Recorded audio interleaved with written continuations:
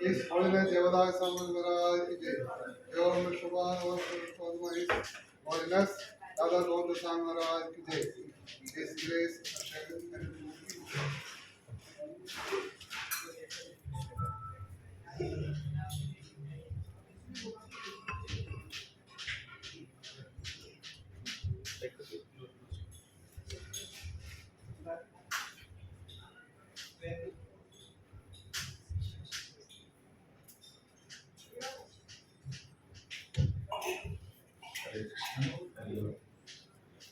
ओम ज्ञानतिमिरान्धस्य ज्ञानाञ्जनशलाकया चक्षुरुन्मिलितं येन तस्मै श्रीगुरवे नमः। श्रीचैतन्यमनोभीष्टं स्थापितं येन भूतले स्वयं रूपकदामह्यं ददाति स्वपदान्तिकम्। वन्देऽहं श्रीगुरो श्रीयुतपदकमलं श्रीगुरोन् वैष्णवांश्च श्रीरूपं सद्व्रजातं सहगणरघुनाथान्वितं तं सजीवं साद्वैतं सावधूतं परिजनसहितं कृष्णचैतन्यदेवं श्रीराधा कृष्णपादं सहगण ललिता श्रीशाखान्वितंश्च।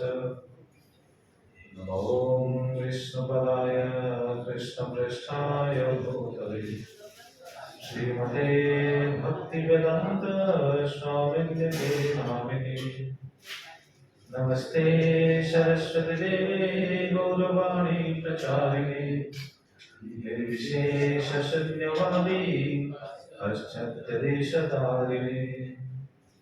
हे कृष्ण करुणा सिंधो दीनबन्धो जगत्पते गोपेश गोपिका कान्त राधाकान्त नमस्तुते। तप्त काञ्चन गौरङ्गे राधे वृन्दावनेश्वरी वृषभानुसुते देवी प्रणमामि हरिप्रिये। वञ्चाकल्पतरुभ्यश्च कृपासिन्धुभ्येव च पतितानां पावनेभ्यो वैष्णवेभ्यो नमो नमः। नमो महावदन्याय कृष्णप्रेमप्रदायते कृष्णाय कृष्णचैतन्य नाम्ने गौरद्विषे नमः। नीलाचलनिवासाय नित्याय परमात्मने बलभद्रसुभद्रभ्यं जगन्नाथाय ते नमः। जय श्री कृष्ण चैतन्य प्रभु नित्यानंद श्री अद्वैत गदाधर शिवासादि गौर भक्तवृंद। हरे कृष्ण कृष्ण कृष्ण हरे हरे हरे राम राम राम हरे हरे। ओम नमो भगवते वासुदेवाय। ओम नमो भगवते वासुदेवाय।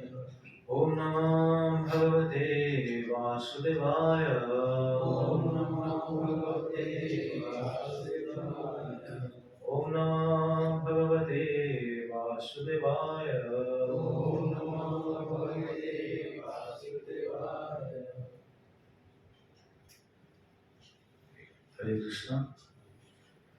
प्रभु श्री श्री जगन्नाथ बलदेव महाजन के माति कृपा से हम जगन्नाथ की कथा कुछ चर्चा कर रहे हैं, सुन रहे हैं। तो कल से हम पुरुषोत्तम महात्मा के बारे में चर्चा कर रहे थे। क्षेत्र का महिमा क्या है, उस क्षेत्र के बारे में हमको कल पता चला कि क्षेत्र का नाम कितना है, मालूम होगा कितना है, कितना नाम? दूसरा कोई भी क्षेत्र का इतना नाम नहीं है जितना श्री कृष्ण का नाम है।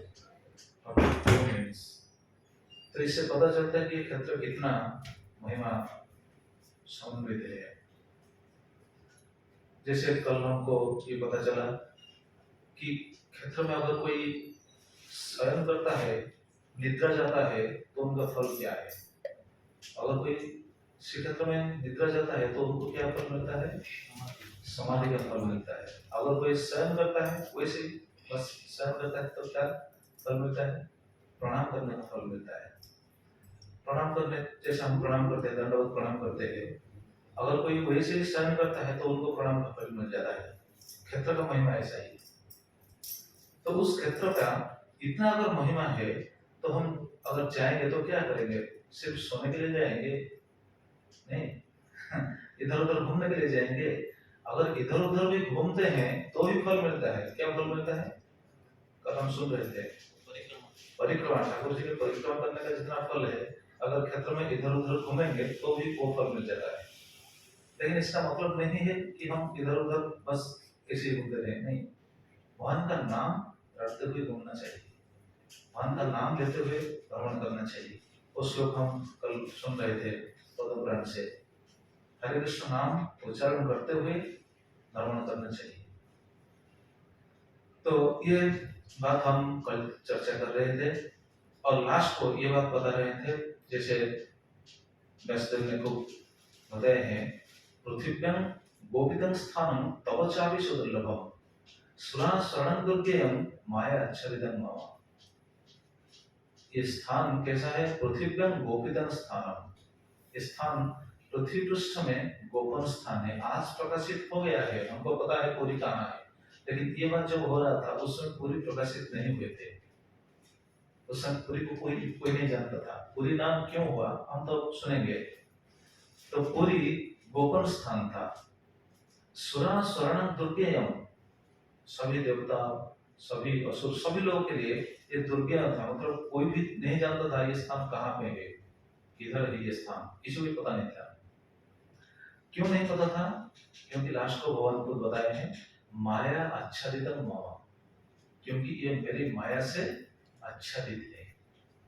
तब भगवान की माया अगर किसी के ऊपर आच्छादित हो गया तो उनको क्या पता चलेगा? कुछ भी नहीं पता चलेगा। जैसे हम कल लीला सुन रहे थे ना, उस ब्राह्मण को कुछ पता नहीं चला कि वो कौन है, कहाँ से आया था, क्यों आया था, क्या कर रहा था, कुछ पता नहीं चलता उनको।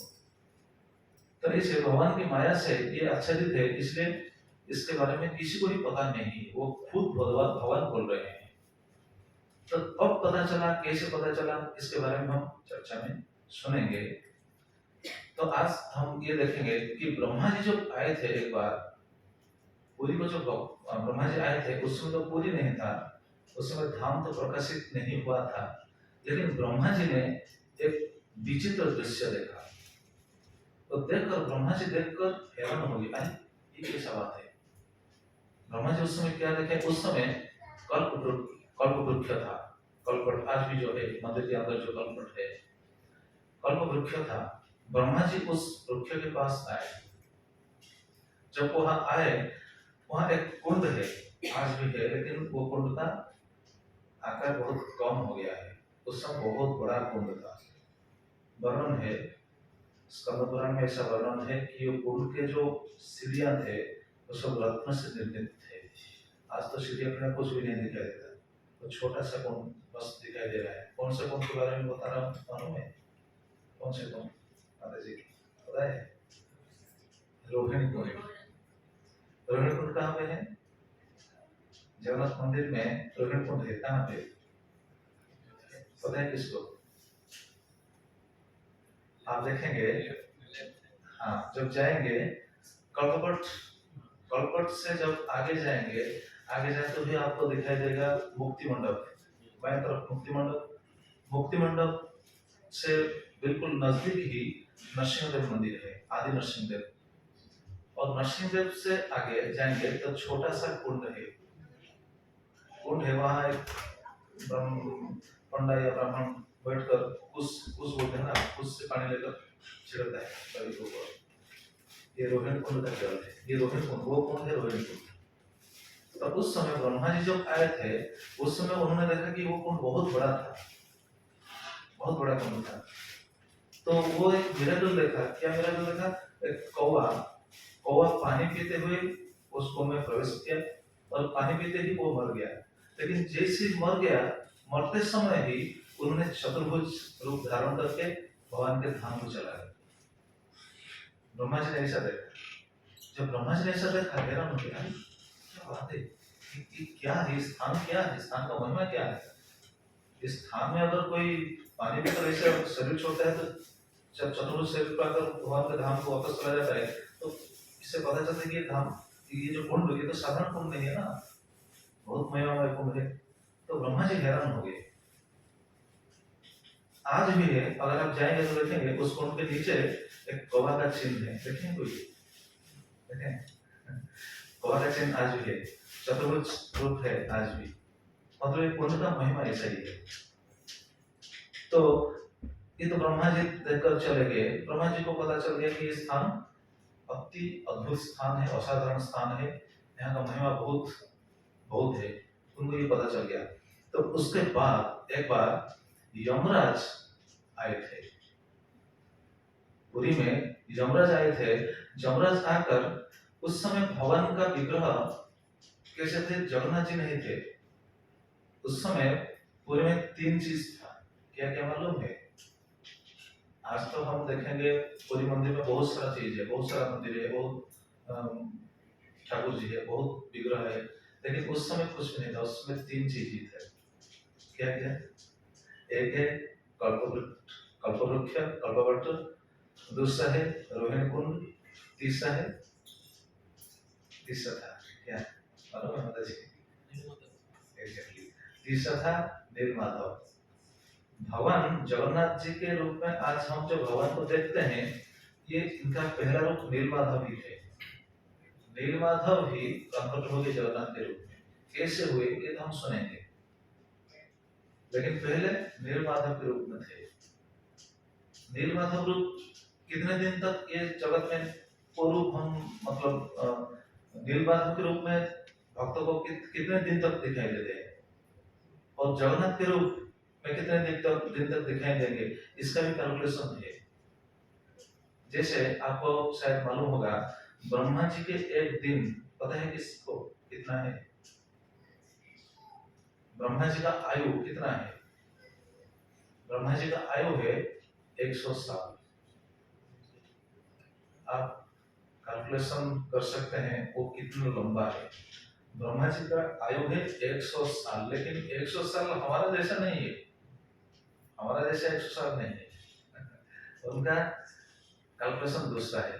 जैसे यहाँ अभी चल रहा है कलयुग, कलयुग का समय कितना है मालूम है? कलयुग का पीरियड, कलयुग एग्जैक्टली 4,32,000 वर्ष है।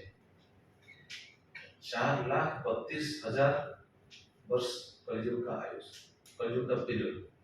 और उससे पहले क्या था? कलयुग से पहले कली, द्वापर, उनसे पहले त्रेता, उससे पहले सतयुग। तो ये सभी युग का टाइम क्या बोलते हैं, पीरियड है। याद रखने के लिए अति सहज तरीका है। कलयुग का पीरियड है 4,32,000 वर्ष। उससे पहले द्वापर था, द्वापर का पीरियड कितना है? कलयुग का दुगुना 8,64,000 वर्ष।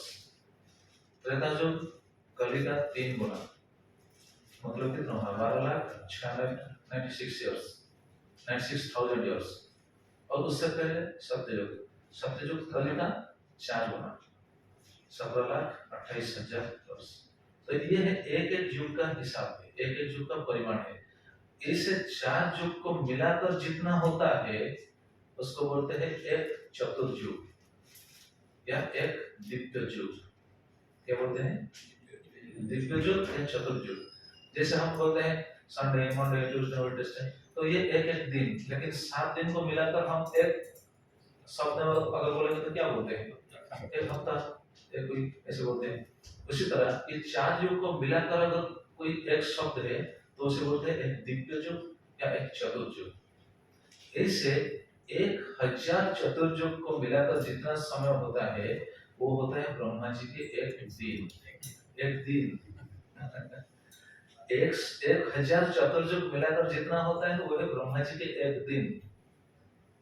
फिर उसी तरह 1,000 चतुर्युग मिलाकर जितना टाइम होता है वो होता है ब्रह्मा जी की एक रात। हमारे लिए दिन रात होता है ना, ब्रह्मा जी के दिन का समय वही है और रात का समय वही है। मतलब ब्रह्मा जी के एक दिन और एक रात मिलकर कितना होता है? 2,000 चतुर्युग। इसको भगवत गीता में कहा गया है द्विपरार्थ। द्विपरार्थ, द्विपरार्थ अवसान है, मतलब ब्रह्मा जी का जो आयु है 100 साल, इस हिसाब से आपको कैलकुलेट करना पड़ेगा।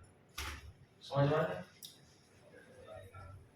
तो कैलकुलेशन अगर आप करेंगे तो कर नहीं पाएंगे, मोबाइल में जगह नहीं पाएगा। जीरो नहीं आएगा। नहीं आएगा। हाँ, तो ऐसे एक दिन, फिर उस हिसाब से एक हफ्ता, उस हिसाब से एक पक्ष, उस हिसाब से एक महीना, उस हिसाब से एक वर्ष, उसी हिसाब से 100 वर्ष। ये है ब्रह्मा जी का आयु। तो मतलब सोचिए ब्रह्मा जी के आयु कितना दीर्घ है, कितना वर्ष होगा, ये तो हमको पता नहीं चलेगा। ऐसे अगर हम कैलकुलेट करेंगे तो नहीं, कोई डिजिट ही नहीं आएगा। तो एक कहने का तात्पर्य ये है कि नीलमाधव के रूप में भगवान जगत को कितने दिन तक दिखाई देते हैं? ब्रह्मा जी के 50 वर्ष तक। ठीक है प्रभु जी, ब्रह्मा जी के 50 साल तक, ब्रह्मा जी का आयु तो 100 साल है ना, तो 50 साल तक भगवान इस जगत में नीलमाधव के रूप में दिखाई देते हैं। वो है ब्रह्मा जी के पहला परार्थ। और दूसरा परार्थ जो सेकंड हाफ है, सेकंड 50 इयर्स, उसी समय भगवान वही नीलमाधव ही जगतवासी को कौन से रूप में दिखाई देते हैं? जगन्नाथ जी के रूप में। क्लियर? समझ में आए? तो ये भगवान का स्वरूप वही एक ही स्वरूप है, लेकिन दो रूप में जगतवासी को दिखाई देते हैं। एक है नीलमाधव रूप में और दूसरा है जगन्नाथ जी के रूप में। तो उसी समय जब ब्रह्मा जी आए थे, उसी समय कौन सा रूप था? नीलमाधव रूप। उस समय जगन्नाथ जी का ये रूप नहीं था। ये रूप कैसे आया, ये तो हम सुनेंगे, चर्चा करेंगे कैसे रूप में प्रकट हुए हैं। ये भगवान की इच्छा है। तो जो भी हो, तो एक दिन यमराज आकर जगन्नाथ जी से प्रार्थना की, क्योंकि यमराज को भी पता चल गया कि अगर एक कौवा अगर आकर यहाँ पानी पीते हुए अगर प्राण छोड़ देता है तो उनको वैकुंठ जाना होता है, वो चला जाता है। तो जरा सोचिए, अगर कोई व्यक्ति शरीर छोड़ेगा तो उनका हाल क्या होगा? वो भी जरूर जाएगा ना। तो यमराज आकर भगवान से निवेदन किया। उस समय तो मंदिर नहीं हुआ था, मंदिर तो बाद में हुआ। तो उस समय ये कहने का तात्पर्य ये है, उस समय कल्पवट था, रोहिणी कुंड था और नीलमाधव थे। यमराज ने वहां आकर जगन्नाथ जी के पास जैसे अनशन करते हुए बैठ गए, जैसे हम बोलते हैं, उस दिन बोलते थे ना, अधिया पड़ गए, अधिया पड़ गया जो बोलते। तो अनशन करते हुए जगन्नाथ जी के पास यमराज बैठकर निवेदन किए। कहाँ पर बैठे हैं? आज भी है वो स्थान, आपको शायद पता होगा। जगन्नाथ मंदिर के अंदर जब हम जा रहे हैं, जाते समय एक शिला है, उसको जम शिला कहते हैं। देखें कोई? देखें प्रभु जी, इसको जम शिला है, देखें कहाँ पे है?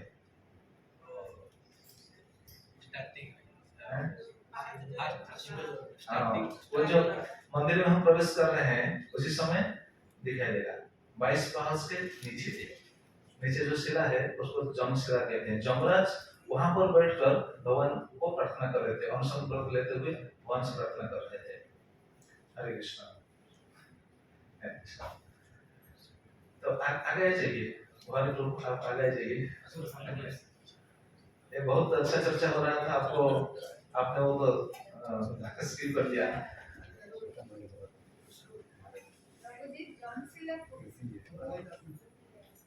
हाँ, अच्छा, कौन बता पाएगा जमशिला कहाँ पे है? माता जी पूछ रहे, कौन को बता दीजिए कहाँ पे है?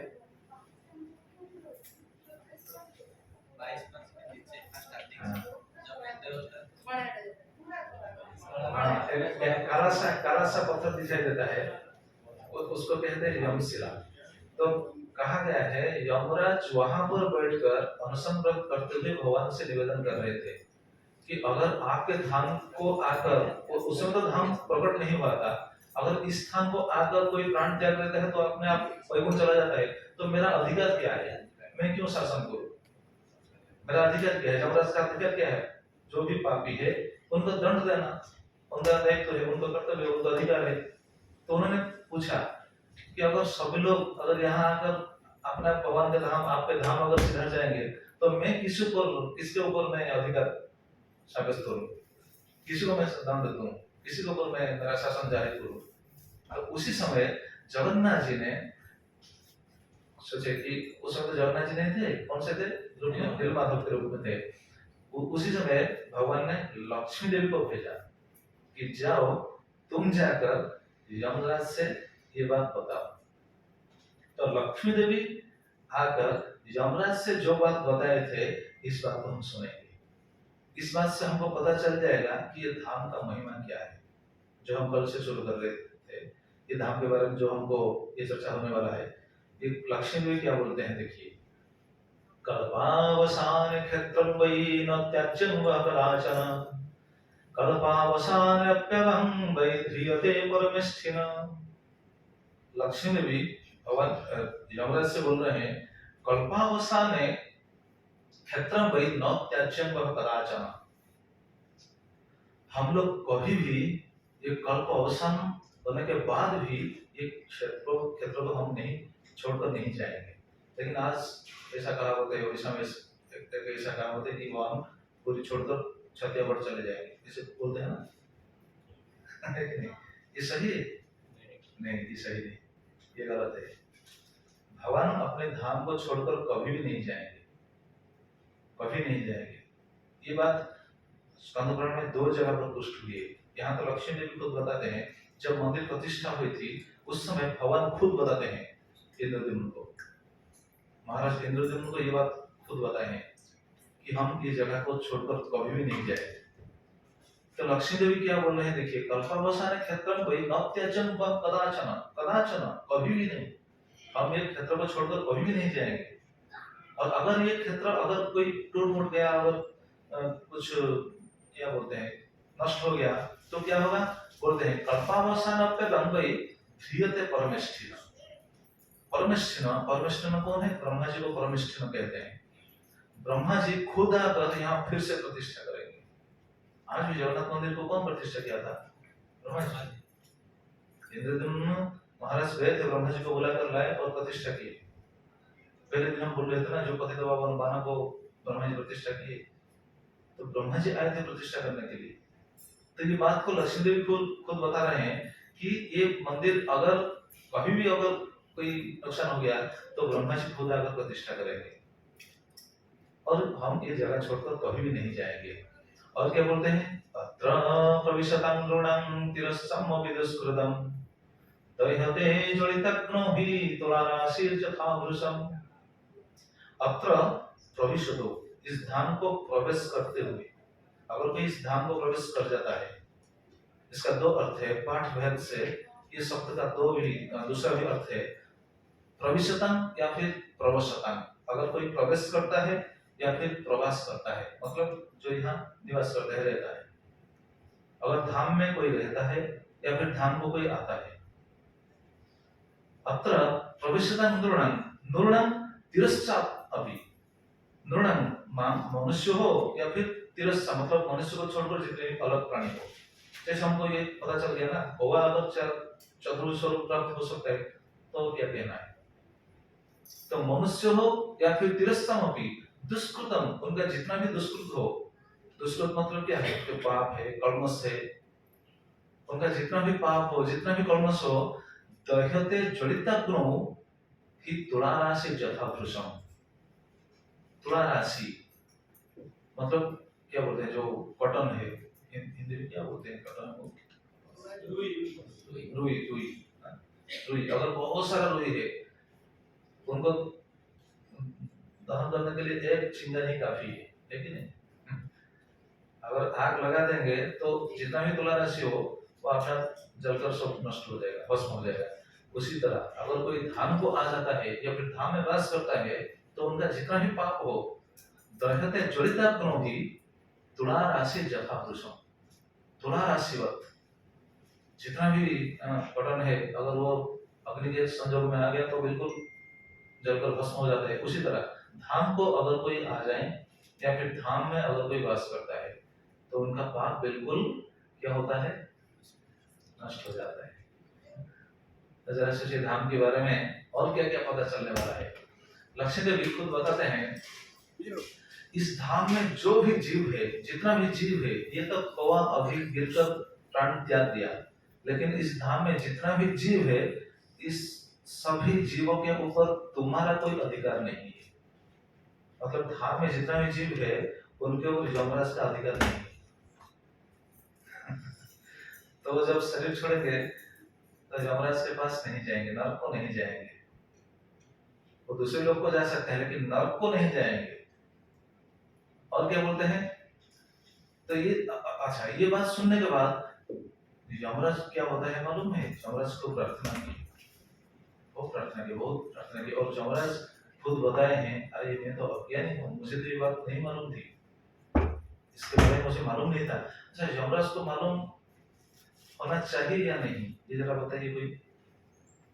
यमराज को मालूम होना चाहिए कि नहीं मालूम होना चाहिए? क्यों? क्योंकि जो 12 महाजन है, 12 महाजन है, महाजन में से एक है यमराज। यमराज को सब पता होना चाहिए, लेकिन उनका ये दैन्य स्वभाव है कि वो खुद बताते हैं कि ये बात मुझे पता नहीं, मैं तो अज्ञानी हूँ, मुझे पता नहीं। क्यों ये सब बात बोलते हैं? बोलते हैं इसीलिए, अगर मैं जान गया हूँ ऐसा भाव आ जाएगा तो ज्ञान हमको और नहीं मिल सकता है। अगर हम बोलते हैं मुझे सब मालूम है, तो जितने भी अच्छी बात हम सुनेंगे वो अंदर नहीं जाएगा, हृदय के अंदर नहीं प्रवेश करेगा। अगर हम सोचेंगे कि नहीं मुझे कुछ मालूम नहीं है, तो हम जानते हुए भी अगर कोई बात सुनेंगे तो वो अपने आप हमको नया लगेगा और उससे हमको आस्वादन मिलेगा। लेकिन ऐसा शास्त्रों का सिद्धांत भी है। जैसे नारद मुनि को भागवत के बारे में खुद खूब पता था, वो खुद जानते थे, लेकिन नारद मुनि भी भागवतम सुनते थे। कहाँ से, किससे सुनते थे मालूम है? नारद मुनि के निर्देश के अनुसार व्यासदेव भागवतम को रचन किए थे, लेकिन नारद मुनि भी भागवत सुनते थे। कहाँ से? चतुसनक से। चतुसनक मालूम है कौन? चतुसनक है ना, चतुसनक सनक है, उधर ऐसा नहीं है। हाँ, सनक, सनातन, सनंदन, सनत कुमार, ब्रह्मा जी के 4 मानस पुत्र। तो उससे नारद मुनि सुनते हैं। तो देखिए, नारद मुनि को पता था, लेकिन वो भी सुनते हैं। तो वैसे ही यमराज खुद बताते हैं कि मैं तो अज्ञानी हूँ, मुझे कैसा मालूम होगा कि धाम का महिमा क्या है? तो मुझे मालूम नहीं है, आप जरा बताइए। देखिए यमराज क्या बताते हैं, क्या पूछते हैं। यस्य स्वरूप वेदश्च न च वेत्ति पितामहः, महिमानं कथं तस्य वेद्मि अहंकार मोहिता। यमराज खुद बताते हैं, यस्य स्वरूप वेदश्च न वेत्ति पितामहः, जिसके स्वरूप के बारे में खुद पितामह को भी मालूम नहीं है। पितामह कौन है? ब्रह्मा जी को भी खुद मालूम नहीं है। यमराज ऐसा बात बताते हैं, महिमानं कथं तस्य वेद्मि अहंकार मोहित। उस धाम के महिमा के बारे में कथं वेद्मि, मुझे कैसे मालूम होगा? क्योंकि मैं तो अहंकार को सब, अपने आप को सब कुछ जानता है, इसे समझता हूँ ना। यमराज ऐसा नहीं है, लेकिन वो बोलते हैं ऐसा। वो बोलते हैं अहंकार मोहित, अहंकार से मैं मोहित हो गया हूँ, मेरा बहुत अहंकार है, इसलिए मुझे मालूम नहीं है। तब आप बताइए। तो हम ये सुन रहे हैं क्षेत्र के महिमा के बारे में। यमराज पूछ रहे हैं कौन, किससे पूछ रहे हैं? लक्ष्मी देवी से। और क्या बोलते हैं? यमराज का क्या क्या प्रश्न था, ये 2 श्लोक में हमको पता चल जाएगा। देखिए क्या बोलते हैं। मुक्तानां मत्र मुक्तिश्च तस्मात् वद सुविस्तरम् क्षेत्र संस्था प्रमाणं च तत्र स्थिति फलं हि जत्। बोलते हैं मुक्तानां मुक्तिश्च तस्मात् वद सुविस्तरम्। इस धाम को अगर कोई आ जाता है तो उनको मुक्ति मिल जाता है, तो उस धाम के बारे में मुझे विस्तार रूप से बताइए। क्या क्या पूछते हैं, मुझे कौन कौन चीज के बारे में बताना चाहिए, ये सुनना चाहता हूँ। तो बोलते हैं क्षेत्र संस्था प्रमाणं च, क्षेत्र का सीमा कितना है। जैसे हम कल भी कुछ चर्चा कर रहे थे, आज सुनेंगे, लक्ष्मी देवी खुद बताएंगे ये क्षेत्र का क्या बोलते हैं, सीमा कितना है। क्षेत्र संस्था प्रमाणं च, और यह है पहला क्वेश्चन। सेकंड है तत्र स्थिति फलम हि तत्, वहां पर जो रहते हैं, तत्र स्थिति, वहां पर जो रहते हैं उनका फल क्या है। जो श्री क्षेत्र में रहते हैं, अभी धाम में रहते हैं, उनका फल क्या है। और तीसरा है तीर्थानि कानि सन्तत्र किमन्यत्वार्हस्यकम् किमधिष्ठातृकं क्षेत्रं तत्सर्वं कथयस्व मे सीमानं संपरित्यज्य निर्भय संचरे यथा। और 3 क्वेश्चन इस श्लोक से पता चलता है। तृतीय है तीर्थानि कानि सन्तत्र, यहाँ पर कितने तीर्थ है। हम तो श्री क्षेत्र बोलते हैं, जगन्नाथ धाम बोलते हैं, पुरी क्षेत्र बोलते हैं, पुरुषोत्तम क्षेत्र बोलते हैं। जैसे हम कल चर्चा कर रहे थे 42 नेम्स से, 42 नेम्स से हमको श्री क्षेत्र के नाम इतना है, तो कितना तीर्थ है वहां पे पता है किसको, कौन बता पाएगा श्री क्षेत्र में कितना तीर्थ है। हाँ? 5 का मुख्य तीर्थ है। कल हम इसके बारे में जस्ट न्यूज देख रहे थे। 5 मुख्य तीर्थ है, लेकिन बहुत सारा तीर्थ है। आपको पता चलेगा सुनने के बाद, हम जान जाएंगे कि कितना तीर्थ है बाबा है। हम इतना तीर्थ नहीं जा पाएंगे अपने जीवन में, कभी भी नहीं जा पाएंगे। क्यों नहीं जा पाएंगे? पहला कारण है हमको तीर्थों के बारे में मालूम ही नहीं है कितना तीर्थ है। अगर मालूम भी हो गया है, हमारे पास टाइम नहीं है। कि नहीं, हमारे पास टाइम नहीं है, हम जाते हैं ये है नहीं, वो नहीं सकता। तो बताते हैं, पूछते हैं तीर्थानि कानि सन्तत्र, और चौथा है किम अन्यत्र रहस्यकम, तीर्थ का और क्या रहस्य है, इसके बारे में बताइए। तीर्थ का और क्या रहस्य है। और पांचवा है किम अधिष्ठात्रकम क्षेत्रम तत्सर्वं कथयस्व मे, किम अधिष्ठात्रकम, कौन इस क्षेत्र का अधिष्ठात्र देवता है, इसके बारे में बताइए। तत्सर्वं कथयस्व मे, वो सब मुझे बताइए। बताने से क्या होगा, यमराज को बोलते हैं सीमानं संपरित्यज्य निर्भय संचरे यथा, मैं इस क्षेत्र के सीमा को छोड़ करके बाकी बाहर सीमा पर क्या बोलते हैं, निर्भय संचरे यथा, निर्भय होकर विचरण करूंगा। मतलब क्षेत्र को नहीं आऊंगा, मुझे पता होना चाहिए ना क्षेत्र का सीमा कितना है। पता होने से मैं निर्भय से क्षेत्र से बाहर करूंगा। अगर क्षेत्र को आऊंगा लेकिन किसी जीव को परेशान नहीं करूंगा, मतलब जो भी मरेगा उनको लेकर नहीं जाऊंगा। तो इसके बारे में जब पूछे तो लक्ष्मी देवी बताते हैं, क्या बताते हैं हम सुनेंगे। पंचक्रोशमिदं क्षेत्रं समुद्रान्तर्वस्थितं द्विक्रोशं तीर्थराजस्य तटभूमौ सुनिर्मलम्। इस क्षेत्र का परिसीमा बोलते हैं उड़िया में, परिसीमा हिंदी में सीमा, परिसीमा सीमा। तो पंचक्रोशमिदं क्षेत्रं समुद्रांत व्यवस्थितम्, समुद्र से या समुद्र के अंतकरण से, समुद्र मतलब बिल्कुल भीतर नहीं, उस सीमा से कितना पंचक्रोश दूर है। पंचक्रोश इस क्षेत्र का परिसीमा है, पंचक्रोश समुद्र से पंचक्रोश, और उसी भीतर भी जो 2 क्रोश है अत्यंत महत्वपूर्ण है। मतलब आज जो हम श्री क्षेत्र बोलते हैं, पुरुषोत्तम क्षेत्र बोलते हैं, ये अत्यंत पवित्र है, अत्यंत पावन है। द्विक्रोशं तीर्थराजस्य तटभूमौ सुनिर्मलम्, तटभूमि से जो द्विक्रोश है ये अत्यंत पावन है। वैसे समुद्र के अंदर भी पवित्र है, पावन है। हम सुनेंगे जो पंच तीर्थ है ना, पंच तीर्थ में एक है महोदधि।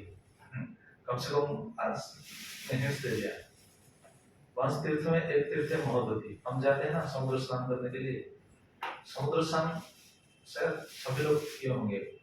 समुद्र स्नान का फल क्या है मालूम है किसको? कोई पता है क्या? समुद्र हम सभी लोग स्नान किए होंगे शायद। समुद्र स्नान करते हैं तो समुद्र स्नान का फल क्या है? कुछ भी नहीं है। लोग अच्छा, यहाँ पर अगर हम समुद्र में स्नान करेंगे तो कुछ फल मिलेगा या नहीं?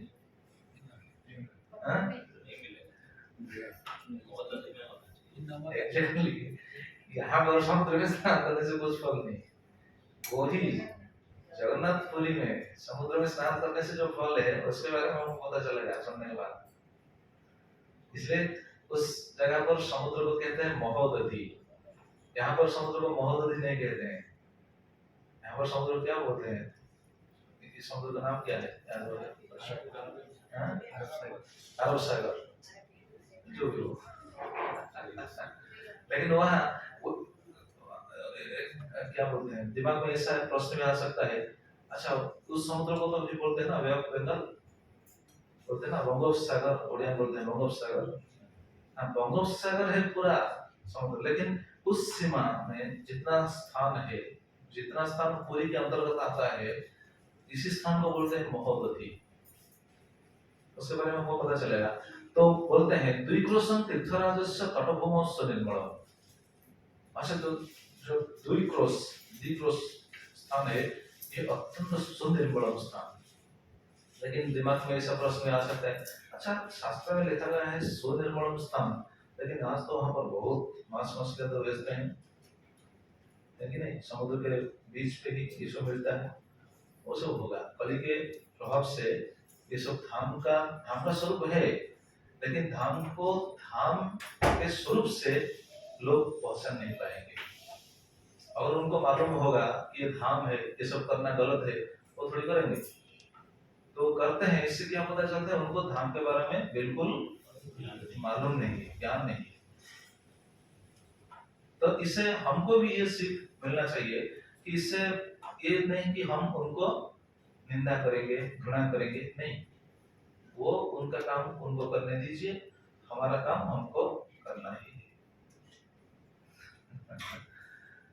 तो धाम से क्या क्या पता चलता है? अच्छा, यमराज को लक्ष्मी देवी बताते हैं, धाम में अगर कोई प्राण त्यागता है तो क्या फल मिलता है, और कहां कहां, सिर्फ धाम में नहीं, धाम को जाते हुए देखिए बहुत बहुत पॉइंट्स बताते हैं। पथि श्मशाने गृहे मंडपे वा पथ्या प्रवेशं सोऽपि यत्र कुत्र इच्छन्न विजत्र देहं संत्यज्य मोक्षं लभ्यते मनुष्याणाम्। ये जो श्लोक है, ये स्कंद पुराण का नहीं, ये ब्रह्म पुराण का है। श्रीक्षेत्र को अगर कोई जा रहा है, देखिए पथि में श्रीक्षेत्र में प्रवेश करते हुए पथि रास्ता में जा रहा है, पथि में जाते हुए अगर कोई मर जाएगा पथि में, और दूसरा है स्मशान में अगर श्रीक्षेत्र में कोई स्मशान में शरीर त्यागेगा या फिर शरीर को दाह करेंगे। इसलिए आज भी कहा होता है ना, जो भी लोग शरीर छोड़ते हैं उनको लेकर स्वर्ग में दाह करते हैं। क्यों दाह करते हैं? स्वर्ग पवित्र स्थान है, वहां से सुनेंगे, आगे आएगा, ये भी एक रास्ता है, देवता लोग उसी रास्ते से आते हैं, स्वर्गद्वार होते हुए आते हैं और जाते हैं।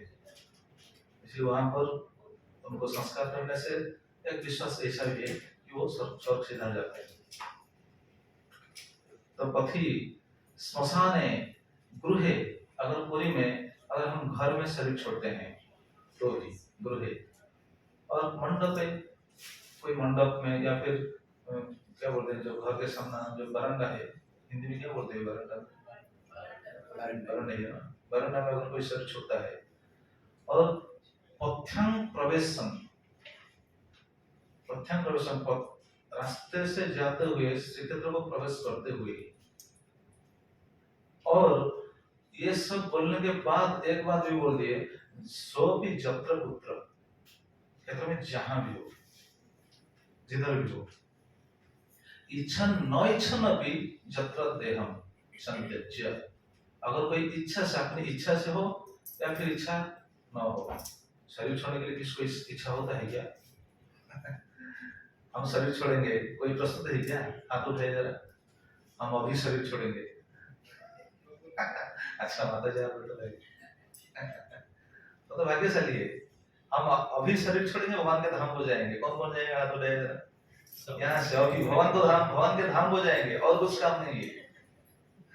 अच्छा ठीक है, तो आप सभी लोग भक्त हैं, इसलिए ये बात अंदर है कि हमको भगवान का धाम जाना है।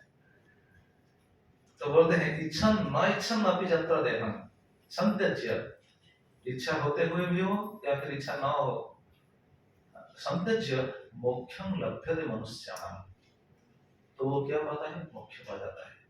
जिधर भी हो, पूरी में जिधर भी शरीर छोड़ता है। अच्छा कोई प्रश्न कर सकता है, ठीक है ये तो सब हमको पता चला कि रास्ते से जाते हुए हो या फिर घर में हो बाहर हो, अगर कोई ऊपर जाता हो एरोप्लेन से, अगर कोई उधर जा रहा है, अगर प्राण छोड़ दिया तो क्या होगा?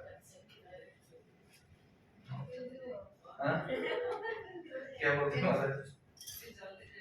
अच्छा जल्दी जाएगा। जब मोहम्मद अली में नहाने वक्त वो चले जाते हैं, हाँ। वो भी हाँ वो सुनेंगे महोदय के महात्म्य में, हम ये सुनेंगे। जो नहाने के हाँ बाद हाँ इसके बारे में आएगा, जरूर आएगा, जरूर हम उसके बारे में चर्चा करेंगे। तो ये सुनिए, ये यहाँ भी है, देखिए अंतरिक्षे जले पापी हितो वा जत्र पुत्रसी मुक्ति मृदौ च जन्तूनां क्षेत्रस्य पुरुषोत्तमे। देखिए क्षेत्रस्य पुरुषोत्तमे, पुरुषोत्तम क्षेत्र में अगर कोई अंतरिक्ष मतलब ऊपर जा रहा है, एरोप्लेन से या हेलीकॉप्टर से जा रहा है, उस समय अगर उनका प्राण चला गया, प्राण छोड़ दिया, तो धाम, वो धाम को तो टच नहीं किया है, वो तो ऊपर है, कैसे खोल पाएगा? वो भी मुक्त हो जाएगा, शास्त्र में ऐसा वर्णन है। तो जरा अच्छा कोई पूछ सकता है ऐसा कैसे होगा, वो तो ऊपर है, ऐसा कैसे हो सकता है? हो सकता है ना, इसका भी रीजन है, इसका भी देखिए, मैं साइंटिफिकल रीजन सुनाता हूँ। आपको सभी को मालूम होगा वृंदावन में यमुना नदी है, यमुना नदी में एक सर्प था, बहुत विषधर सर्प। कौन था? कालिया सर्प। कालिया सर्प का वो जो विष था, विष का प्रभाव कितना शक्तिशाली था मालूम है? कालिया रहता था पानी के अंदर, भागवतम पढ़ेंगे तो पता चलेगा, आप सबको तो मालूम है कालिया था। भगवान श्री कृष्ण कालिया के फन के ऊपर चढ़कर नृत्य किए थे, कालिया को दमन किए थे। तो कालिया रहता था कहाँ पे? पानी में। लेकिन कालिया का विष का ज्वाला इतना था, अगर ऊपर कोई पंछी उड़ते हुए जा रहा है तो उस विष के प्रभाव से झुलसकर पानी में गिर जाता था और प्राण त्याग जाता था। तो जरा सोचिए, ये विष का इतना प्रभाव था। कुल में नदी, नदी के कुल बोलते हैं हिंदी में क्या बोलते हैं? किनारा, कुल या किनारा, किनारे में जितने भी पेड़ थे वो सब पेड़ विष के प्रभाव से सब मर गए। सभी कुल में कोई भी, किनारे में कोई भी वृक्ष नहीं था, कालिया के प्रभाव से सब वृक्ष सब मर चुके थे। ऊपर जो भी पक्षी जा रहा था वो भी झुलसकर गिरकर मर जाते थे। तो जरा सोचिए, कालिया का विष का प्रभाव अगर इतना है तो धाम का प्रभाव क्यों नहीं होगा? है कि नहीं? अगर एक विषधारी सर्प का विष का प्रभाव ऐसा है, अगर कोई व्यक्ति प्राण, कोई जीव प्राण ऊपर जाता है तो मर जाता है, तो धाम का प्रभाव क्यों नहीं होगा? वो तो वहां तो खुद भगवान ही, स्वयं भगवान है, तो धाम का प्रभाव क्यों नहीं होगा? तो अंतरिक्षे जले, जल में और पानी में बुड़कर, कोई पानी में क्या बोलते हैं, डूबकर, पानी में डूबकर अगर कोई मर जाता है तो वो भी, तो ये सुनकर हम नहीं सोचेंगे ठीक, बहुत अच्छा, ठीक, हम जाएंगे पानी में डूबकर मर जाएंगे। ये भी कोई किसके दिमाग में आ सकता है? नहीं, इसका मतलब ये नहीं कि हम जाकर प्राण त्यागेंगे वहां पे। लेकिन अगर कोई प्राण त्यागता है भी तो भी कोई दिक्कत नहीं, वो भगवान को पाएगा। तो बोलते हैं अंतरिक्ष जले बापी खितो, भूमि के ऊपर, बा जत्र कुत्रचित, जहां भी हो, क्षेत्र में जहां भी हो, घर में हो, बाहर में हो, ऊपर हो, भूमि पर हो, जो जहां भी हो, मुक्ति मृतौ च जंतूनां क्षेत्रस्य पुरुषोत्तमे। मुक्ति मृतौ च जंतूनां, जो भी जीव मृत्यु वर्ण करता है उनको मुक्ति जरूर मिलता है। अच्छा, ये तो धाम में रहते हुए अगर कोई प्राण त्यागता है या फिर धाम के ऊपर जाते हुए प्राण जाता है तो ये फल उनको मिलता है। अगर हम अपने घर में हैं, हम तो बहुत दूर है, अपने घर में है, अगर कोई मरेगा तो क्या होगा, देखिए इसके बारे में बताते हैं। मतलब धाम के महिमा कितना है, ये सब हम इसलिए सुन रहे हैं। अगर धाम का महिमा उतना है तो धाम में जो रहते हैं उनका महिमा कितना होगा, उनके साथ जो जुड़ जाते हैं उनका फल कितना होगा, ये तो सोचने वाली बात है ना। जो पैदा हुए हैं उधर, हाँ सुनेंगे।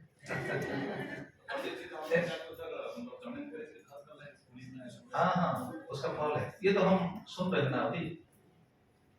तो देखिए इससे पता चल जाएगा, देखिए इसके बाद जो श्लोक है इससे पता चल जाएगा कि धाम का महिमा कितना है। आपको ये बात पहले शायद पता नहीं होता था, पता था क्या?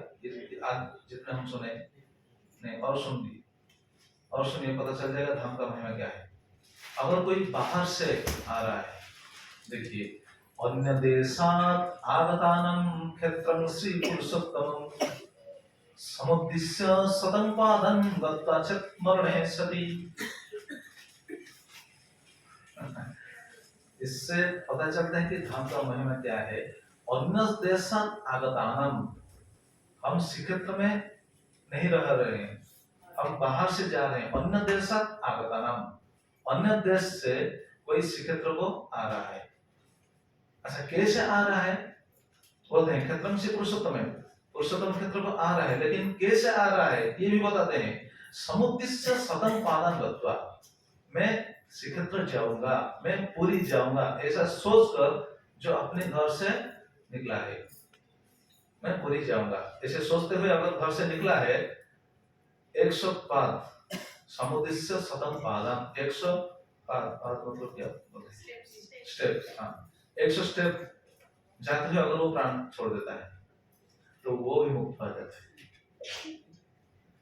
जरा सोचिए, हम श्रीक्षेत्र को जाएंगे, श्रीक्षेत्र में हम रह नहीं रहे हैं, बाहर रहे हैं, लेकिन श्रीक्षेत्र को जाऊंगा ये सोचते हुए अगर हम घर से निकलेंगे और 100 स्टेप जाने के बाद अगर हम प्राण छोड़ दिए तो भी भगवान का कृपा हमको जरूर मिलेगा। ये धाम के प्रभाव से हम प्रभावित होकर मुक्ति हो जाएंगे, वहां पास चले जाएंगे। देखिए तो बता रहे हैं समुद्दिश्य सदन पादन त्वचत मरणे सति। अगर वहां भी कोई मर जाता है अपने घर से निकलते हुए, ये बात कौन बता रहे हैं? लक्ष्मी देवी खुद बता रहे हैं किसको? यमराज को। हे यमराज, उनके ऊपर भी तुम्हारा अधिकार नहीं है। तो जरा सोचिए, उनके ऊपर भी तुम्हारा अधिकार नहीं है। अच्छा और क्या बताते हैं? ठीक है, ये तो जाते हुए अगर कोई शरीर छोड़ता है तो ये फल है। अगर श्रीक्षेत्र को जाकर घूम घाम कर दर्शन करते हुए प्रसाद लेते हुए अगर कोई रिटर्न कर रहा है, रिटर्न करते समय अगर कोई प्राण छोड़ता है, बोलते हैं विष्णुं पश्यन्ति ये भक्त्या तेषु ते अधिकृति न वै देशान्तरे मृता मुक्तास्ते ये विष्णु दीक्षता। अगर कोई धाम को जाकर विष्णु पश्यति ये भक्त्या, जो विष्णु को दर्शन करके लौट रहा है, विष्णु पश्यति तेषु ते अधिकृति न वै, उनके ऊपर भी तुम्हारा अधिकार नहीं है। लक्ष्मी बता रहे हैं है ना, हैरान होने वाली बात है ना। अगर कोई धाम को जाकर दर्शन करते हुए रिटर्न आ रहा है, दर्शन करके रिटर्न आ रहा है, बोलते दर्शन कर वो आ गया, देशांतर मृता मुक्तास्तु जे विष्णु दीक्षता। देशांतरे मतलब देश अंतरे, धाम को छोड़कर दूसरा देश में बाहर थे। अगर हम श्रीक्षेत्र गए हैं, दर्शन करके लौट आकर बाहर में अगर हम शरीर छोड़ेंगे तो क्या होगा? हमको तो पता नहीं हम कहाँ पर शरीर छोड़ेंगे, लेकिन ये धाम के महिमा के बारे में हम चर्चा कर रहे हैं। अगर श्रीक्षेत्र को जाकर भगवान के दर्शन करके रिटर्न आ गए, बाहर में हम लोग शरीर छोड़ देंगे तो क्या होगा? देखिए रिटर्न का कितना दिन तक होगा? हाँ ये बहुत अच्छा प्रश्न है रिटर्न का कितने दिन के अंदर अगर शरीर छोड़ेंगे? बहुत क्वेश्चन है। हाँ ये क्वेश्चन एप्रोप्रिएट है। रिटर्न करते हुए अगर तुरंत हम शरीर छोड़ेंगे, रिटर्न करने के बाद अगर हम पाप कार्य में लिप्त हो जाएंगे तो भी जाना पड़ेगा। अभी याद नहीं आएगा मैं पूरी गया था, हाँ? अभी याद नहीं आएगा कि मैं कब पूरी गया। हाँ, अगर पाप कार्य में हम लग जाएंगे तो पूरी के धाम का महिमा, तो ये हम चर्चा कर रहे हैं इसलिए कि हम अगर पूरी जाएंगे तो क्या याद करना चाहिए, क्या याद करना, कैसे याद, भगवान को याद करते हुए जाना चाहिए और वहां से लौटते समय भी क्या क्या याद करके लौट कर आना चाहिए। ये तो हम हमारे लिए सीख लेना। तो अगर आने के बाद अगर हम पाप कार्य में लग जाएंगे तो पाप का फल भी मिले, ठीक है। तो ये फल है। देखिए ये चैतन्य भागवतम में खुद भगवान ये बताते हैं। देखिए ये तो लक्ष्मी देवी बताते हैं यमराज को, खुद भगवान श्री कृष्ण शिव जी को बताते हैं चैतन्य भागवत में ठीक यही बात। क्या बोलते हैं देखिए, से स्थाने नाही को जम दंड अधिकार, आमी करी भाल मंद विचार सवार। बंगाली में, बंगाली तो शायद प्रभु जी को अच्छी तरह से मालूम होगा।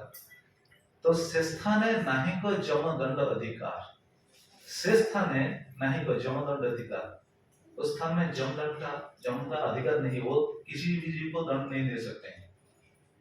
और वहां कोई शरीर छोड़ता है तो वहां जो शरीर छोड़ते हैं उनको विचार कौन करते हैं, भगवान खुद बताते हैं। आमी करी भालो मंद विचार सवार। आमी कौन, जगन्नाथ खुद स्वयं वो ही विचार करेंगे। जैसे प्रभु जी पूछ रहे थे, अगर हम आने के बाद अगर कितने दिन बीत जाने के बाद अगर हम शरीर छोड़ेंगे तो वो विचार कौन करेगा, वो भगवान करेंगे, क्योंकि हम भगवान को दर्शन करते हुए लौटे ना। तो आमी करी भालो मंद विचार सवार, ये विचार भगवान खुद करेंगे। तो ये बताते हैं हे यमराज यहाँ तुम्हारा अधिकार नहीं है, भगवान खुद विचार कर रहे हैं, आज भी कर रहे हैं। एक लीला सुनिए, जगन्नाथ मंदिर में कितना द्वार है, 4 द्वार है, पूर्व पश्चिम उत्तर दक्षिण। 4 द्वार में से एक द्वार में एक विचित्र स्थिति है, मालूम है ना। एक द्वार में चमगादड़ रहते हैं, चमगादड़ बोलते हैं ना हिंदी में, बातुल क्या बोड़ो, चमगादड़ जो छोटा है, चिमनी को हिंदी कौन कौन दी, चमगादड़ बैट, और इंग्लिश में चमगादड़ बैट, ठीक है। तो वो उत्तर द्वार में चमगादड़ रहते हैं, बहुत सारा चमगादड़ है। क्यों रहते हैं मालूम है किसको, उनके पीछे भी एक रीजन है, हमको मालूम होना चाहिए ना। कम से कम उड़ीसा वासी को तो मालूम होना चाहिए चमगादड़ वहां क्यों रहते हैं। और जगन्नाथ जी खुद उनको जगह दिए हैं वहां रहने के लिए। जरा सोचिए, जगन्नाथ जी अगर छोटा सा जीव चमगादड़ को जगह देते हैं तो हमें क्यों नहीं जगह देंगे, हमें जगह देंगे कि नहीं, जरूर जगह देंगे, लेकिन हमारा भाव होना चाहिए। हम भाव से भगवान के ऊपर सर्व क्या बोलते हैं समर्पित होना चाहिए और भक्ति में लग जाना चाहिए, भक्ति करना चाहिए, कम से कम प्रभु से निवेदन करना चाहिए, प्रभु का नाम करना चाहिए। हरे कृष्णा कृष्ण कृष्ण हरे हरे, हरे राम राम राम हरे हरे। तो चमगादड़ को क्यों भगवान वहां जगह दी है, देखिए ये बात हम इसलिए चर्चा कर रहे हैं क्योंकि भगवान खुद बताते हैं भालो मंद आमी करी भालो मंद विचार सवार, मैं सभी के विचार करता हूँ, भालो मंद विचार मैं करता हूँ। तो वहाँ जो 4 द्वार है, भगवान के 4 द्वार है, भगवान के जो बेस होते हैं, वहाँ तो बेस देखो दोनों में वो चित्र है। तो डेली भगवान के 3 या 4 बेस होते हैं, जैसे अवकाश बेस होते हैं, अवकाश नीति, अवकाश नीति सुबह होता है जिसको बोलते हैं वस्त्र बेस, और दूसरा है राजाधिराज बेस मध्याह्न में, जो अलंकार बेस होते हैं राजाधिराज बेस। शाम को पुष्प बेस फूल में, और रात को बेस होते हैं शयन करने के लिए, वो जो बेस होता है बेस का नाम बड़सिंहार बेस। तो रात को शाम से भगवान जब शरण लेते हैं, शरण लेकर सब चले जाते हैं, तो देवता लोग आते हैं, वहां एक बैठक होता है, मीटिंग होता है।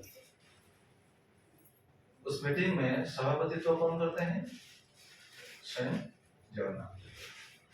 जगन्नाथ सभापतित्व करते हैं और जितने सब देवा देवी लोग तो सब आते हैं, आकर मीटिंग में भाग लेते हैं, विचार होता है। देवा देवी लोग बोलते हैं आज ये हुआ वो हुआ, भगवान भी पूछते हैं आज क्या हुआ है, जगत में क्या हुआ है, क्या स्थिति है, वैसे पूछते हैं उनका विचार क्या है, उनका मीटिंग में क्या चर्चा हो रहा है, ये तो हमको मालूम नहीं हो पाएगा, वो क्या विचार करेंगे उनको ही मालूम है। तो जो भी हो, हम अपनी भाषा से बोल रहे हैं कि वो ऐसा विचार कर रहे हैं, मीटिंग कर रहे हैं। अच्छा, मीटिंग कहाँ होता है पूरी में, मालूम है किसको? हाँ जी, गर्भगृह में। अच्छा, और किसको मालूम है? जो मीटिंग हो रहा है, मीटिंग का मंडप है, गर्भगृह नहीं है। मीटिंग मंडप, मीटिंग हॉल दूसरा होता है ना, राजा का मीटिंग हॉल दूसरा होता है कि नहीं? तो मीटिंग हॉल कहाँ पे है? वन टू सोच रहे हैं कौन सी जगह है? मुक्ति मंडप नहीं, मुक्ति मंडप नहीं, नाट्य मंडप नहीं, मंदिर के भीतर नहीं। ठीक है, सुनिए कहाँ होता है। अच्छा, आप सभी लोग को मालूम होगा कोई वैकुंठ,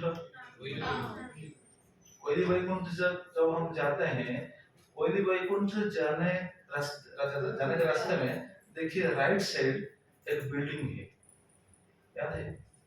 याद आ रहा है? कोई वैकुंठ जब हम जाते हैं, राइट साइड एक बिल्डिंग दिखाई देता है, बहुत बड़ा बिल्डिंग है, वहां भी रास्ता है उधर ऊपर जाने के लिए। ऊपर जाएंगे तो कोई वैकुंठ बिल्कुल दिखाई देगा, पूरा दिखाई देगा। तो वो जो बिल्डिंग है, ये है मीटिंग हॉल, जगन्नाथ जी का मीटिंग हॉल, वहां पर मीटिंग होता है। तो लीला क्या है? हाँ, क्या है ना, कौन सा जगह है? कोई वैकुंठ जाते हुए हम देखेंगे साइड हाँ, इसका नाम मीटिंग हॉल है, और क्या आज का नाम क्या है मेरा याद नहीं आ रहा है। तो जरा सोचिए, आप जब जाएंगे देखेंगे वो हॉल है मीटिंग हॉल, जगन्नाथ जी का मीटिंग हॉल, ऊपर है मंडप है, जगन्नाथ जी बीच में बैठेंगे, चारों देवी देवता सब बैठेंगे, मीटिंग होगा। क्या मीटिंग होगा उनका मालूम है। तो मीटिंग समय, एक दिन मीटिंग के समय जगन्नाथ जी शाम होते ही जगन्नाथ जी छुट्टी दे देते हैं किनको? उनके क्या बोलते हैं जो नहीं गाड़ी है, उनका गाड़ी क्या है? जगन्नाथ जी का वाहन कौन है? गरुड़ है। गरुड़ को छुट्टी दे देते हैं, गरुड़ तुम जाओ विश्राम ले लो, तुम्हारा कोई काम नहीं। लेकिन उसी समय जब मीटिंग चल रहा है, उसी समय जगन्नाथ जी अपनी आयुध, जगन्नाथ जी के आयुध है चक्र को आदेश दिए थे, देखो हमारा मीटिंग चल रहा है, ये बहुत सीक्रेट मीटिंग है, बहुत गुप्त मीटिंग है, इसके अंदर जैसे कोई नहीं आ सके, ये तुम्हारा दायित्व है। अगर कोई आएगा तो तुम उनको खत्म कर दो, क्योंकि ये मीटिंग में कोई भाग नहीं लेना, सिर्फ देवता लोग ही आएंगे। इसलिए रात को भी, आज भी ऐसा है, मंदिर जब बंद हो जाता है, मंदिर के अंदर कोई भी नहीं रहता है कि नहीं? क्योंकि मंदिर के अंदर, ये सभी को मालूम होना चाहिए, मंदिर के अंदर जो बेढ़ा में एक देवी भ्रमण करते हैं आज भी, उनको बोलते हैं बेढ़ा काली। क्या बोलते हैं? उनका मंदिर भी जगन्नाथ मंदिर के अंदर है। कहाँ पे है मालूम है? मालूम है? एग्जैक्टली, कौन बोला? हाँ, लक्ष्मी मंदिर के साइड, लक्ष्मी मंदिर के पीछे तरफ देखेंगे, और वो बिल्कुल नहीं देख पाएंगे, छोटा सा होल है देखने के लिए, वो बेढ़ा काली। रात में बेढ़ा काली भ्रमण करते हैं बेढ़ा में, और अगर कोई बेढ़ा काली के पास सामना सामने हो गया तो गया, वो मरने के बाद तो भगवान के पास जाएगा जो भी हो, लेकिन वो जीवन उनका नहीं रहेगा। तो बेढ़ा काली है, ठीक है, सुनिए। तो उस समय सुदर्शन को भगवान ऑर्डर दिए थे कि देखो कोई भी जीव जैसे नहीं आ सके, तुम्हारे दायित्व है, अगर कोई आएगा तो तुम उनको दंड दो। तो उसी समय मीटिंग चल रहा था, उस समय एक ये जो चमगादड़ है ना, चमगादड़ आ गया। जब चमगादड़ आ गया, सुदर्शन जाकर उनके गला काट दिया। जब चमगादड़ के गला कट गया, वो प्राण त्याग दिया, उसी समय उनके जो कुल है, पंछी कुल है, चमगादड़ का जितना भी क्या बोलते हैं उनका आत्मीय स्वजन है, जो भी जितना भी वंश है, उनके वंश सब आगे यहाँ सब अलग अलग करने लगे। तो चे चे चे उनका जो उनका भाषा में वो अलग अलग करने लगे। तो उसी समय गरुड़ जी वो तो विश्राम ले रहे थे ना, वो सोच रहे क्या ये हल्ला हो रहा है। गरुड़ जी आकर देखे, अरे क्या हुआ है? अरे हमारा सब वंश लोग है, उनका पक्षी वंश है ना, और गरुड़ जी पक्षी वंश का राजा है। गरुड़ जी पक्षी वंश का राजा है।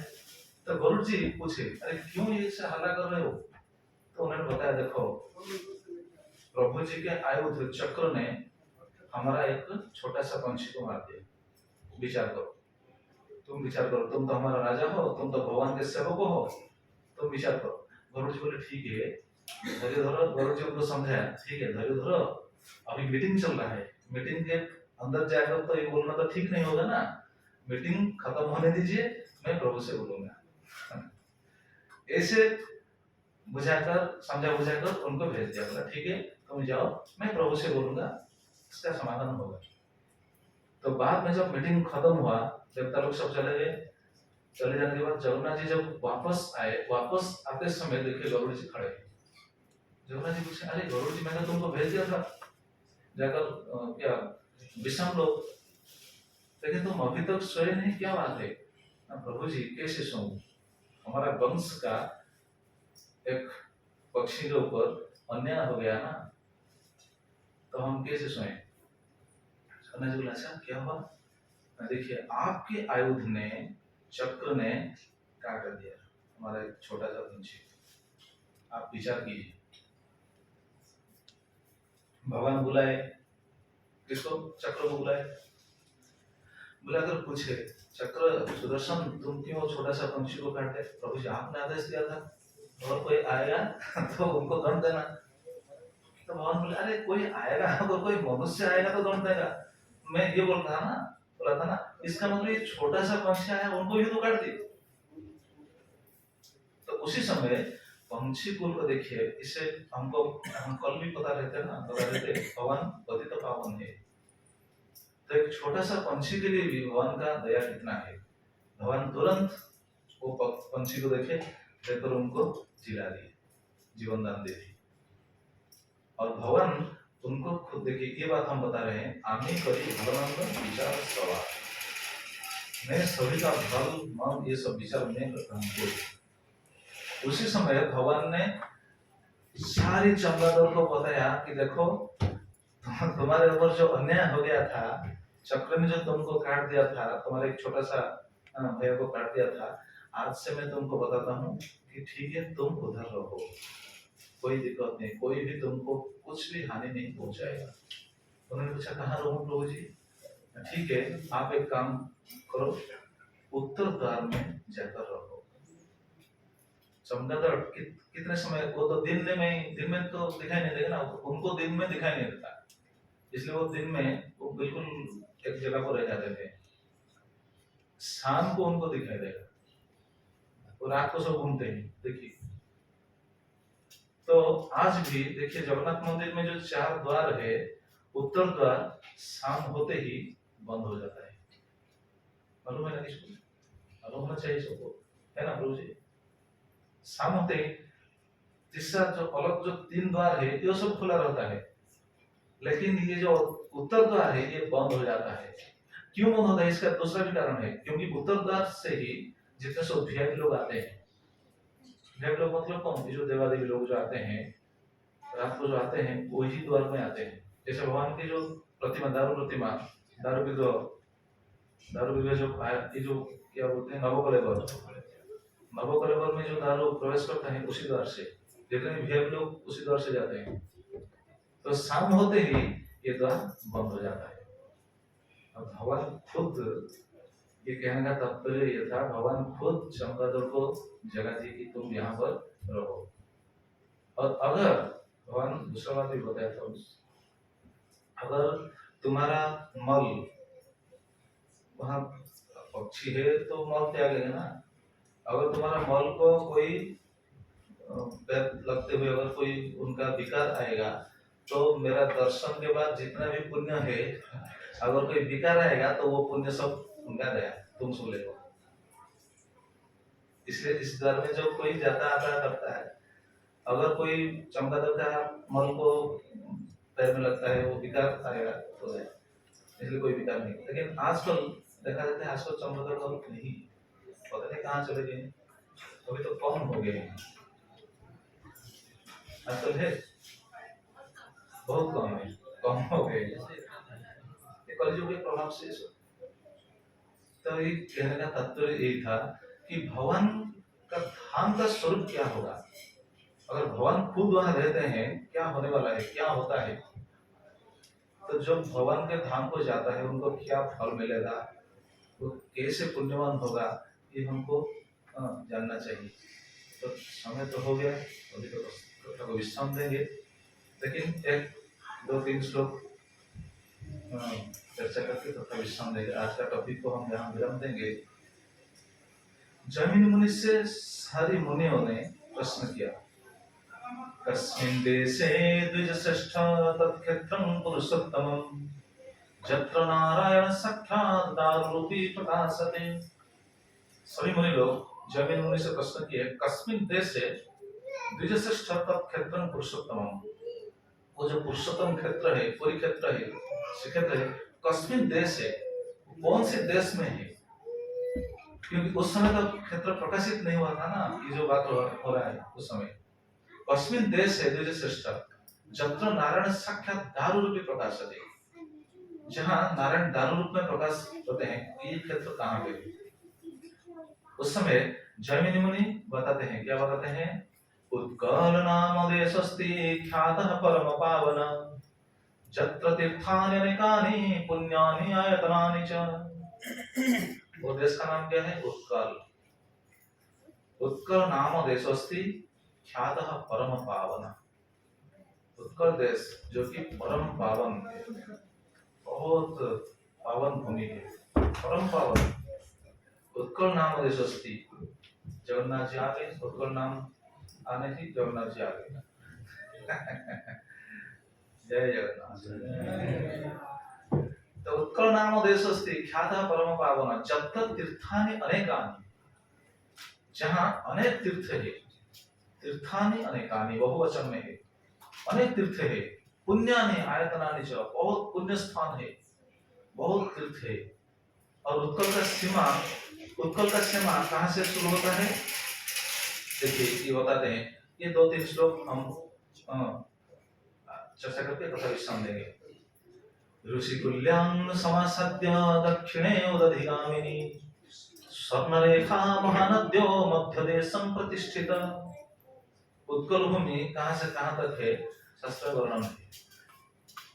ऋषिकुल्या समासद्यम दक्षिणे उदधिगामिनी स्वर्णरेखा महानद्या मध्यदेशं प्रतिष्ठित।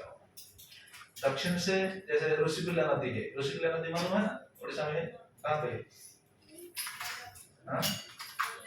गंजाम डिस्ट्रिक्ट में है ऋषिकुल्या नदी। तो वहां से शुरू होता है उत्कल।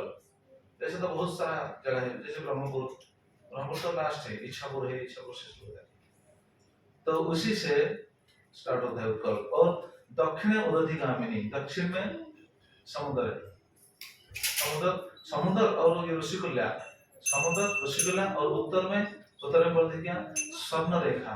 स्वर्ण रेखा नदी कौन सा, स्वर्ण रेखा जो बलेश्वर उससे जो है मतलब वहां से, और बीच में महानद्यो मध्यदेश में प्रतिष्ठित और महानदी। तो इसके बीच जो देश आता है ये है उत्कल। तो उसी उत्कल में ये पुरुषोत्तम धाम है, ये बताया गया है। अच्छा, पुरुषोत्तम धाम में उत्कल में कैसे लोग रहते हैं, दो श्लोक सुनेंगे, विश्राम देंगे। उत्कलवासी कैसे थे, आज कैसे है, ये शाम को पता चल जाएगा। उत्कलवासी कैसे थे, उत्कलवासी धामवासी नहीं, उत्कलवासी कैसे थे। लज्जाशीला विनीतश्च आधिव्याधि विवर्जिता पितृमात्रो रता सत्यवादिनो विश्ववाजना। लज्जाशीला विनीतश्च, सभी लोग लज्जाशील थे। लज्जाशील मतलब कोई उद्धत नहीं थे। लज्जा जैसे नारियों का बताया गया है, लज्जा नारी का भूषण है। लज्जाशीला विनीतश्च, सभी लोग विनीत थे, उद्धत नहीं थे, विनीत धन्य भाव से थे, उत्पलवासी ऐसे थे। इसीलिए तो जगन्नाथ जी ये धाम को चुना, मैं यहाँ रहूंगा, यहाँ पर ऐसे लोग थे। लज्जाशीला विनीतश्च आधि व्याधि विवर्जिता, व्याधि नहीं था, व्याधि मतलब जो शारीरिक रोग है, आधि मतलब जो मानसिक रोग है, इसका ही मानसिक रोग नहीं था। आजकल तो सभी लोग टेंशन में है, भाई ये लोग बहुत टेंशन क्यों है? हमारा टेंशन क्यों बढ़ता है मालूम है? इसका कारण क्या है? कारण सिर्फ एक ही है, हम भगवान को भूल जाते हैं। भगवान को भूल जाते हैं, इसलिए हमारा टेंशन बढ़ता है। कृष्ण बोली से जीव अनादि बहिर्मुख अतएव माया दारिद्र्य संसारादि दुख। तो भगवान को याद करना चाहिए सभी समय भगवान को याद करना चाहिए, याद रखना चाहिए। इसलिए तो हम नाम करते हैं। रोज नाम करने का मतलब क्या है? रोज नाम करने का मतलब ये है कि सभी समय हम भगवान को याद रखें, इसलिए नाम करते हैं। हरे कृष्णा कृष्णा कृष्णा हरे हरे, हरे राम राम राम हरे हरे। तो वहाँ कैसे लोग थे? लज्जाशीला विनीतश्च आदिव्याधि विवर्जिता और पितृमातृ रता, सभी लोग अपने पिता माता की सेवा करते थे। आजकल हो रहा है या नहीं सोचिए।